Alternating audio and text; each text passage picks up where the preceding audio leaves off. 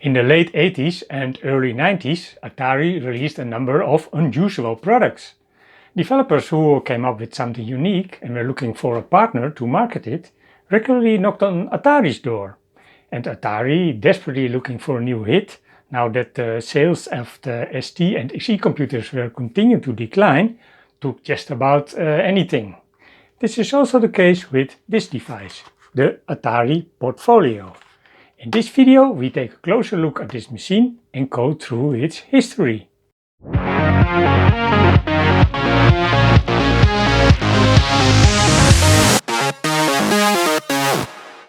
The Porfolio was developed in the UK by the company DIP Research.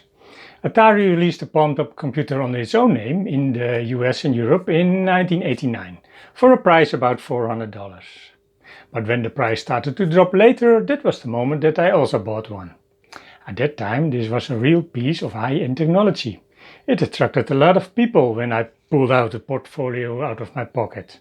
Unfortunately, I didn't get to enjoy it for a very long time, because someone broke in my house and took the Portfolio. But I see them now and then coming by on the local marketplace website. And at some point I couldn't resist it to buy one again. So let's see what's in the box. So, a lot of tape. Where do I start? I see something here.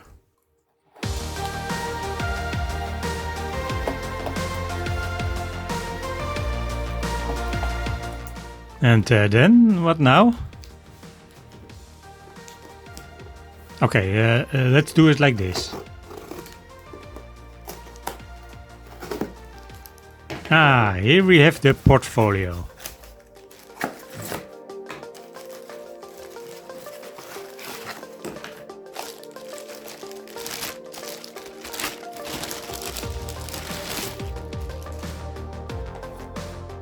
Well, there are quite some scratches on it.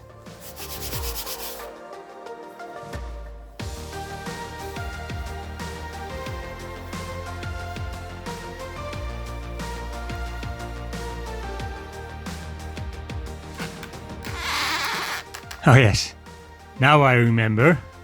My Portfolio also made that squeaking sound when opening it. And here we have a RAM card. I didn't have that one before. It should fit in here on the side.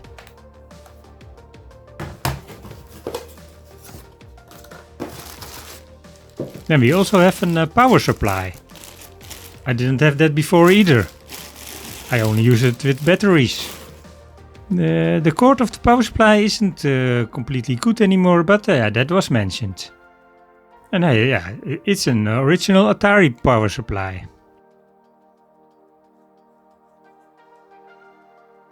Well, that was it. That was all what's in the box. Okay, I used to have a Portfolio too. And I still have some things from that. Like this brochure. And the original manual. And also this parallel printer interface. Before we take a closer look at the machine, let's first go back in time and look at the history of the Portfolio. For this we go back to 1985. That year David Schwartzman, Ian Cullimore and Peter Baldwin decided to leave the Psion company to start their own company. Psion was known for its Psion organizer, a palmtop computer which looked more like an extensive calculator. The three men started a company in the UK in sales and support of pocket computers. They called it DIP Research, which coincidentally was also the first letters of their names, but themselves explained that it stood for Distributed Information Processing. In 1986 they also started developing their own pocket PC. That resulted in the DIP Pocket PC, which was introduced in February 1989 at the Which Computer Show in Birmingham Expedition Center. They explained that other companies could license the system to release the device under their own name. And that is exactly what Atari did. So, in 1989, during the Summer Consumer Show in Chicago, Atari introduced the Atari Porfolio. The system contained an Intel ATC88A processor of 4.92 MHz and had 128 kilobytes of RAM memory. Of that, 15 kilobyte was taken up by the operating system, DIP OS. This operating system was said to be MS-DOS compatible, which made the Atari Porfolio quite unique. At that time, personal organizers were very popular, but they all ran their own operating system. Not long after the Porfolio, the pocketpc from Pocket Computer Corporation was released, but that system was priced around $2,000, while you could get a Porfolio for $400. In 1991, DIP Research introduced the successor, the PC 3000. But Atari was not interested in this, so that system was launched by Sharp. In 1993, Atari stopped with the Porfolio to fully focus on the Atari Jaguar game console. And in 1994, DIP Research was sold to Phoenix Technologies, what was the end of their Pocket PC development. And let's go back now to my Atari Porfolio. What connections do we find on this machine? I've already talked about this one, the slot for the memory card. And next to it we found a connection for the power supply. And on the back, there are no connections there. And the side then? Yes, behind this flap is the parallel bus. So everything you want to connect to the Porfolio goes via this parallel bus. For example, this parallel printer interface. We slide this in here.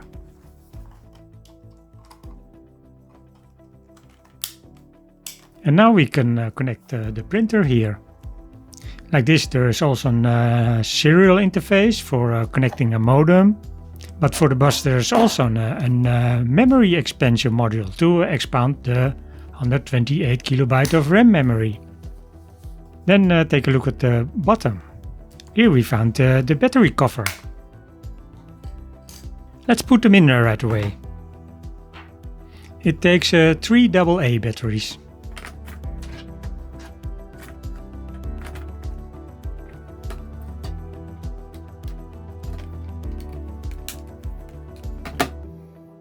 So the batteries are in, so now we can test it.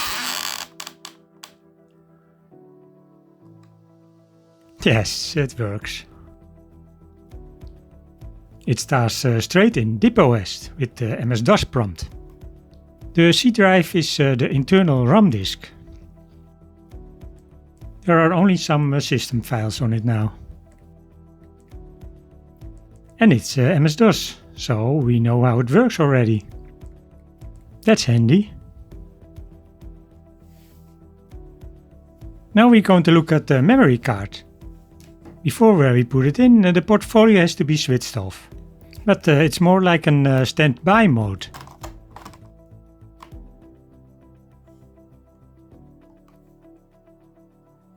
Well, let's see if we can read it. The card slot is drive A. Yeah, what I thought. The card is empty.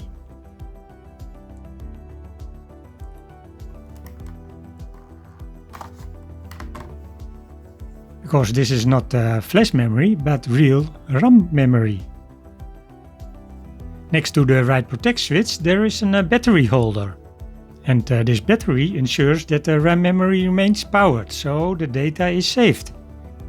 But yeah, this battery is probably not 100% anymore. It's a bit of hassle to find the flap. Ah, here we have it. Yeah, now the memory is definitely empty.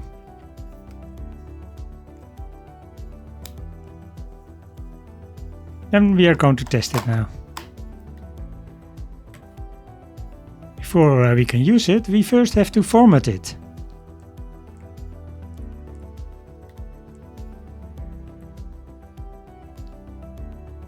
Oh, that went quickly.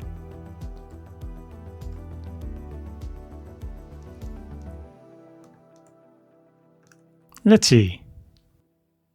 Yes, we can read it.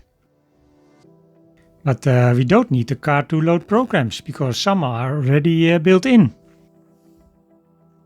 You can load these via the menu. Here is an address book, a calculator, and a diary, that's an agenda. And the editor is a simple word processor. And worksheet, that is a spreadsheet program. Yeah, that's funny. This program can read Lotus 123 files. That was the standard back then, before Microsoft Excel took that over. And the editor, what file type does that support? Let's test this.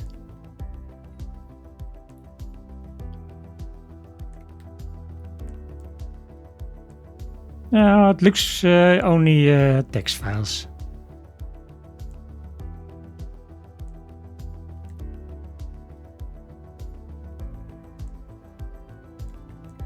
Let's take a look at the setup. Hey, display settings. External mode. What's that? It looks like an external monitor can be connected to it. Yeah, that will have to be done via an external interface on the parallel bus. I can't remember ever seeing something like that. Then sound. That's more about key clicks and such. Applications. Oh yeah, that's nice. You can exchange data between the applications via the clipboard. Well, here you set the printer, and here the communications port. And then we have the file transfer. Yeah, because that is of course necessary.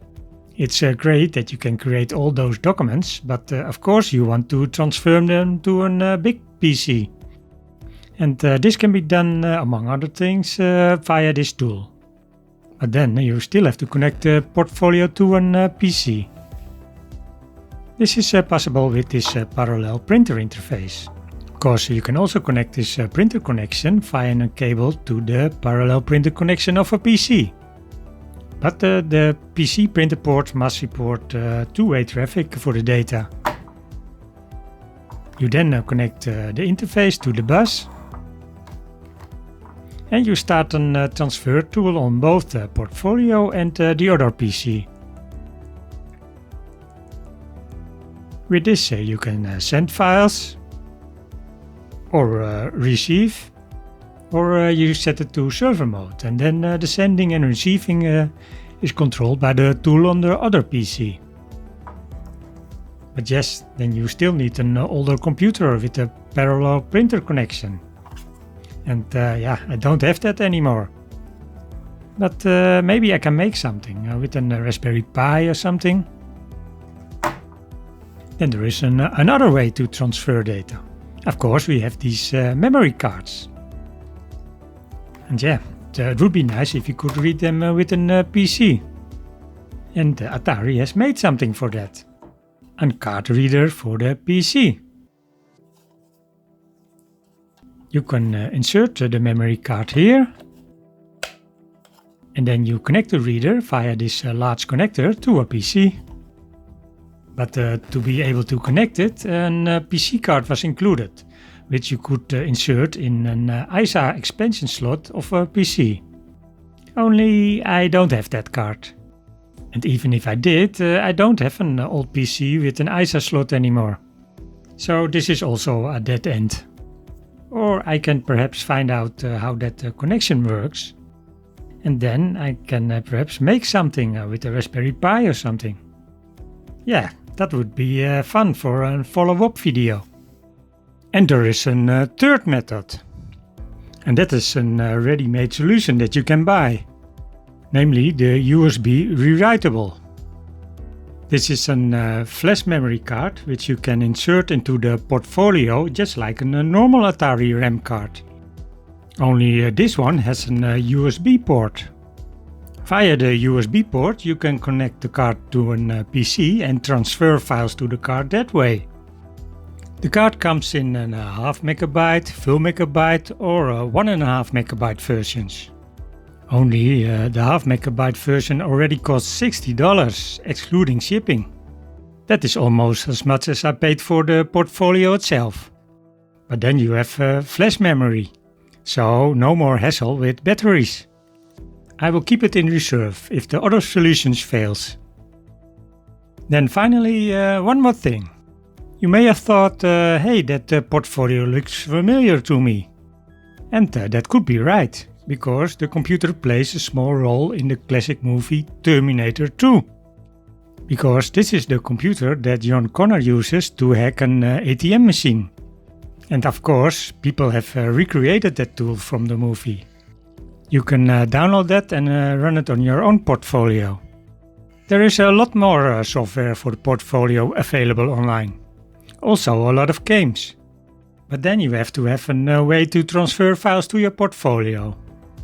Hopefully I can show that in the next video. And now we've come to the end of this video. But I'm still looking for more information about the connection of the card reader. I found some info about the parallel port interface, but nothing from the card reader. So if you know something, let me know in the comment section below this video.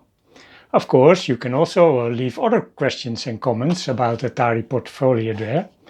And you can also click on the like button and subscribe to this channel.